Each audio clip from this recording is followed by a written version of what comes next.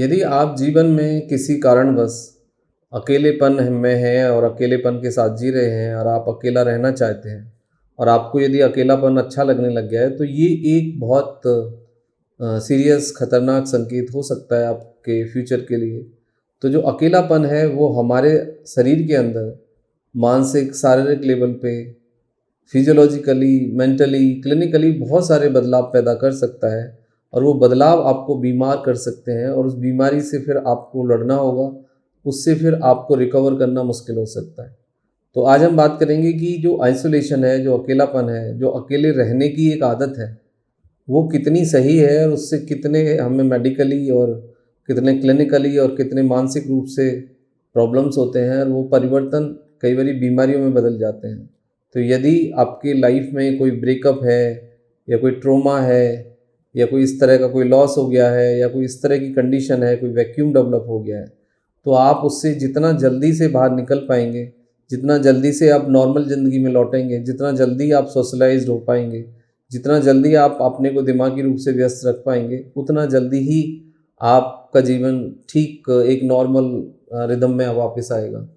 तो अकेलेपन से भी कुछ चीज़ें बदलती हैं, जैसे कि आपको डिप्रेशन आ सकता है, आपको ओसीडी हो सकती है। डिप्रेशन का मतलब होता है कि आप किसी एक थॉट को, एक विचार को पकड़ के उसको ही नेगेटिवली सोचते रहते हैं, एक फ़ियर रहता है आपके अंदर।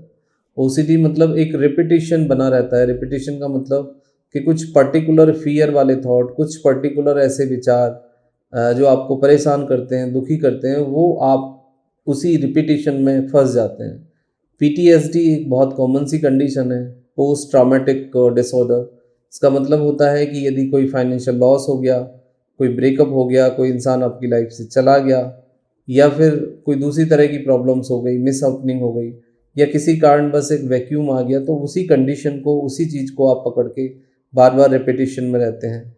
उससे आप हाइपर सेंसिटिव पर्सन बन सकते हैं। और जो आपका नेचर होता है हाइपर सेंसिटिव होने का, यानी किसी भी कंडीशंस को, किसी भी बात को दिल पे लगा लेना, अच्छा बुरा मान लेना और ज़रा ज़रा सी बातों पे परेशान होना, ये सब हाइपर सेंसिटिव नेचर होता है कंडीशंस के प्रति, सोसाइटी के प्रति। तो ये डेवलप हो सकता है। ओबेसिटी आपको आ सकती है, high cholesterol, high uric acid, obesity, fatty liver, diabetes, ये ब्लड प्रेशर, ये सब देखा जा सकता है। एंजाइटी आपको हो सकती है। तो इनसे यदि आपको बचना है तो आपको इमीडिएटली एक नॉर्मल रिदम में आना होगा और इससे एक सेरोटोनिन डोपामाइन डिपेंडेंस बनता है। इसका मतलब ये होता है कि कोई भी आदत, कोई भी रिपीटिशन के साथ यदि आप लंबे समय तक रहते हैं तो हमारी बॉडी के अंदर जो सेरोटोनिन डोपामाइन है वो उसका सिक्रीशन, उस पर डिपेंडेंस बनती है। इसका मतलब ये होता है कि सेरोटोनिन डोपामाइन का जो सिक्रीशन है वो नॉर्मल नहीं रहता और उसको जब दोबारा से आप नॉर्मल रिदम में आएंगे तो वो जनरली फिर नॉर्मल सिक्रीशन उसका हो जाता है और आप बेटर फील करते हैं। एक पुअर कोऑर्डिनेशन डेवलप होगा आपका अपने साथ, तो पुअर कोऑर्डिनेशन होता ही है, आपका सोसाइटी के साथ, सराउंडिंग के साथ, फैमिली के साथ भी एक डिसकनेक्ट डेवलप होता है। इस डिसकनेक्ट के कारण आपको डिप्रेशन, ओसीडी, एंजाइटी, ये सब देखा जाता है। इसके बाद एक कंडीशंस होती है जिसमें आपके ब्रेन का गट के साथ डिसकनेक्ट हो जाता है, आपको पेट से संबंधित प्रॉब्लम शुरू हो जाते हैं, जैसे कि आईबीएस या फिर इन्फ्लामेटरी इंटेस्टाइनल डिसऑर्डर। आपकी आंतें सेंसिटिव हो जाती हैं और आपको बहुत ज़्यादा गैस बनती है, कभी दर्द होता है, कभी लूज मोशन होते हैं, कभी कॉन्स्टिपेशन होता है। तो ये भी एक कंडीशन डेवलप होती है। अब ज़रूरत इस बात की है कि आप इसको डील कैसे करें। यदि इस तरह की कंडीशन में आप फंस गए हैं या इस तरह की कंडीशंस हैं आपके साथ, तो इसको आखिर डील करने का तरीका क्या है। इसको डील करने का सबसे तरीका है ये है कि सबसे पहले तो आप प्रेजेंट में रहने की कोशिश करें।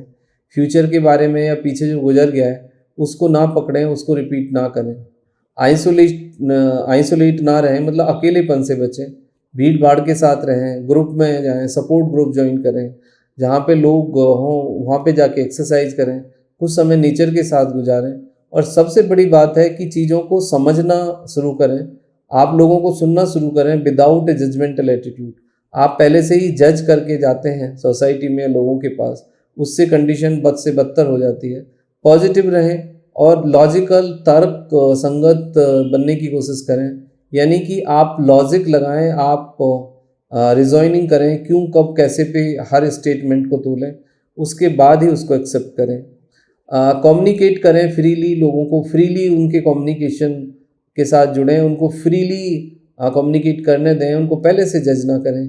आप दूसरों का पॉइंट ऑफ व्यू जानने की कोशिश करें, रेगुलर एक्सरसाइज करें, पॉजिटिव एंगेजमेंट तलाशें लाइफ में। पॉजिटिव एंगेजमेंट से मतलब होता है सदा कि आप डिफरेंट टाइप की बुक्स पढ़ सकते हैं, कोई असाइनमेंट, कोई नई टेक्निक सीख सकते हैं, म्यूजिक सीख सकते हैं, कोडिंग सीख सकते हैं, ग्राफिकल वर्क जो होते हैं जिसमें डिज़ाइनिंग करनी पड़ती है वो आप सीख सकते हैं, तो उससे आपको काफ़ी फ़ायदा होगा।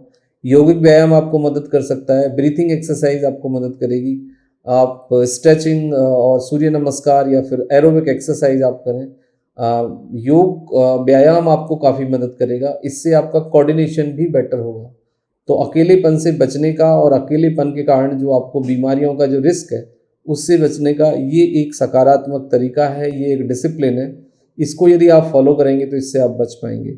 यदि फिर भी आपको कोई तकलीफ़ है, आप कोई सेकंड ओपिनियन या कोई कंसल्टेशन चाहते हैं, काउंसलिंग चाहते हैं, तो आप हमें व्हाट्सएप पे मैसेज कर सकते हैं।